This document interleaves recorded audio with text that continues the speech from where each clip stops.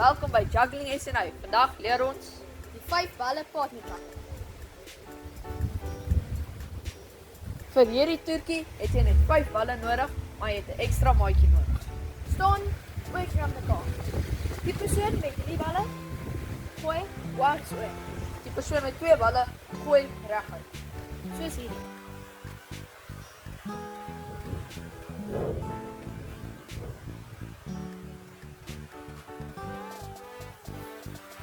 Ons gaan nou vir julle 2 wenke gee hoe dit makliker is om hierdie triek te doen. Triek nommer 1 is om die balle na die persoon se hand te gooi. Dit maak dit vir hom makliker om die bal te vang. Wenk nommer 2 is hou dieselfde ritme.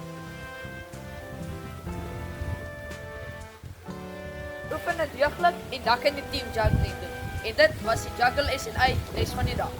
Volgende keer doen ons one up, two up en jou. Tot volgende keer.